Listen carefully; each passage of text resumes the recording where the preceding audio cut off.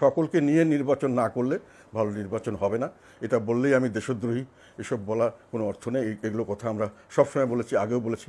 যখন আমরা বিএনপির আওয়ামী লীগের বিরুদ্ধে যখন কথা বলতাম তখনও বলতাম বিএনপি জামাতকে বাদ দেওয়া ঠিক হচ্ছে না, এবং জামাতকে যখন ক্যান্সেল করা হয়েছে আমরা বাধা দিয়েছি।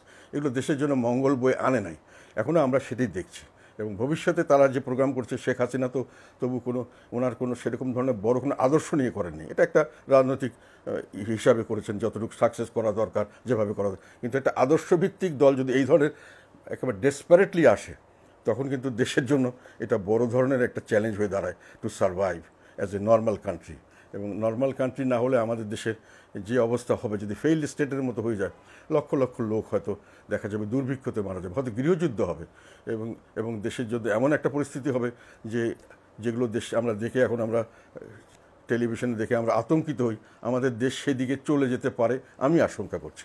এই জন্যই আমি বলছি যে অনিশ্চয়তাটা কাটানোর জন্য এই সরকার চলে যাওয়া উচিত। এই সরকারের পরে একটা নিউট্রাল সরকার আসা উচিত, এবং সবাইকে নিয়ে একটা নির্বাচন করে নির্বাচনের পরে যত রকম সংস্কার এগুলো হাত দেওয়া উচিত। কারো কোনো অথরিটি বা কী বলবো, কারো কোনো সেই ধরনের ম্যান্ডেট কেউ কাউকে দেয়নি। যেটা বলা হচ্ছে এটা খুব বেশি করে বাড়িয়ে বলা হচ্ছে, গায়ের জোরে বলা হচ্ছে। ম্যান্ডেট দিতে গেলে আপনাকে ইলেকশনে যেতে হবে। কোন লোক খারাপ, কোন লোক দেশের জন্য মঙ্গলজনক নয়, এটা দেশের জনগণ ঠিক করবে। এটাই হলো গণতন্ত্র, যে আমাকে সুযোগ দিতে হবে। দেশের জনগণ বলবে যে আওয়ামী লীগকে আমি চাই না, দেশের জনগণ বলবে যে আমরা জাতীয় পার্টিকে চাই না। আমি অ্যাডমিনিস্ট্রেটিভ অর্ডার দিয়ে এটা করতে পারেন না। শেখ হাসিনা এটা করেনি, অ্যাডমিনিস্ট্রেটিভ অর্ডার দিয়ে করেনি। উনি পরিবেশ সৃষ্টি করেছিল, তারা আসেনি, আসতে পারেনি বা আসতে দেননি, যেটি হোক। তো কিন্তু উনি যেটা করেছিলেন, ওই সেন্টারিস্ট অ্যান্ড লেফট লিন পার্টিকে নিয়ে আমাদেরকে জোট করেছেন, আমরা মিডলে ছিলাম। এরাও আবার ওই মানে বিএনপি এবং জামাতরা মিলে একটা ইলেকশন করতে চাচ্ছেন, একেবারে সিমিলার এবং একই ধরনের স্টাইল। তাহলে ওই নির্বাচনে যোগদান করলে যদি ফেসিবাদের দোসর হওয়া যায়, তাহলে এই নির্বাচনে করে যারা আসবেন তারা ফেসিবাদের দোসর কেন হবেন না? তাহলে এই ধরনের অপরাধে অন্য কাউকে কেন শাস্তি দেওয়া যাবে না? আর ইলেকশন গণতন্ত্রকে নষ্ট করার জন্য ইলেকশন করা, সেই সব ইলেকশনে পার্টিসিপেট বাংলাদেশের সব দলই করেছে। আমি বলতেছি ফার্স্ট আর সেকেন্ডটা বাদ দিলাম, থার্ড যেটা হয়েছে সেইখানেও নির্বাচন, যেটা 86 হয়েছে, সেই নির্বাচন কোনো ভালো নির্বাচন হয়নি, সেখানেও অনেকে পার্টিসিপেট করেছে। তারপরে ফোর্থ ইলেকশন যেটা হচ্ছে 88, এটা কোনো ভালো নির্বাচন হয়নি, সেখানেও অনেকে পার্টিসিপেট করেছে। আবার ফিফথে এসে আমাদের নির্বাচন ভালো হয়েছে। সিক্সথে এসে 15ই ফেব্রুয়ারি একটা নির্বাচন 1996, সেটাও ভালো নির্বাচন, একতরফা নির্বাচন, সেখানে সেটাও করেছে একজন, যারা অনেকেরা তো করেছে। সেভেন্থ পার্লামেন্ট ভালো নির্বাচন হয়েছে। এইট পার্লামেন্টে নির্বাচন ভালো হয়েছে, কিন্তু নাইন্থ পার্লামেন্টের আগে একটা 111 গভর্নমেন্ট আসতে হয়েছে, কারণ তখনও আবার নির্বাচন ব্যবস্থার উপর হাত দেওয়া হয়েছে। সেখানেও কিছু দলের ইনভলভমেন্ট ছিল এসবে।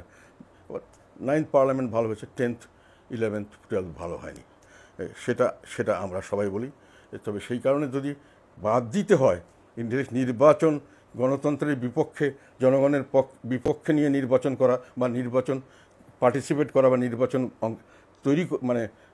ইনিশিয়েট করা, এগুলো কিন্তু বাংলাদেশের সব দলই এই ক্যাটাগরিতে বলবে। এখনও যে আমাদেরকে বাদ দিতে চাচ্ছে, আমাদের সঙ্গে আরও অনেক দল এই সব নির্বাচনে ছিল। এমনকি 2014 সালে তো আমি নির্বাচন করিনি, আর আমাদের প্রায় 270 জন নির্বাচন থেকে আমরা উইথড্র করেছি, এবং আমি তো মন্ত্রী ছিলাম। পরে আমাকে মন্ত্রিত্ব অফার দেওয়ার পরও আমি করিনি।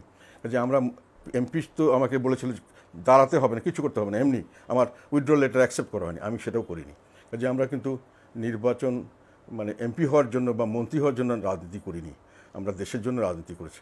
তারপরেও 2014 পরে বিএনপি, সব দল, সব লোকাল গভর্নমেন্টে তারা পার্টিসিপেট করছে। তাহলে তারা বৈধতা তারা দেয়নি তা তো বলতে পারে না। 218-তে সকলেই পার্টিসিপেট করেছে, তা বৈধতা দেয়নি তারা বলতে পারে না। 224 অনেক দল করেছে, সবাইকে বাদ দিয়ে আমাদেরকে করা হচ্ছে, অন্য কাউকে কেন ডিস্টার্ব করা হচ্ছে? ওই যে বললাম যে ভোটগুলি আওয়ামী লীগকে বন্ধ করে দেওয়া হয়েছে, আওয়ামী লীগের ভোটগুলি যাবে কোথায়? এটা কিন্তু স্বাভাবিকভাবে বিএনপিকে অনেকে সাপোর্ট করতো তাদের রক্ষা করার জন্য, সেগুলো বা আমাদেরকে সাপোর্ট করতো।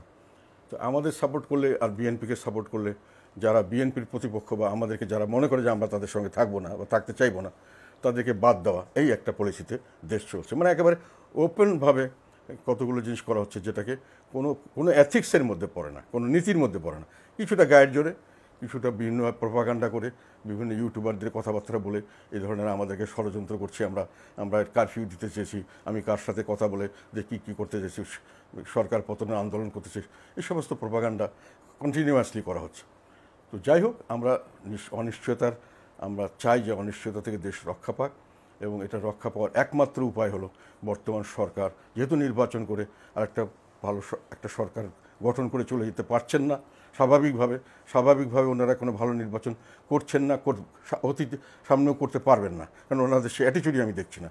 ওনারা অর্ধেক লোক এমনি বাদ দিয়ে রেখেছেন, এখনও বাদ দিয়ে রেখেছেন অ্যাডমিনিস্ট্রেটিভ অর্ডারে। কাজে একটা ভালো গভর্নমেন্ট আসুক, যারা ভালো বলতে আমি যারা নিউট্রাল গভর্নমেন্ট, এবং তারা সব দলকে নিয়ে একটা নির্বাচন করুক। সেই নির্বাচনের মাধ্যমে দেশে যে সরকার গঠিত হবে সেই সরকারকে আমরা সকলে সাহায্য করি, তাহলেই দেশ উত্তরণের পথে এগিয়ে যাবে, এটি আমার বিশ্বাস।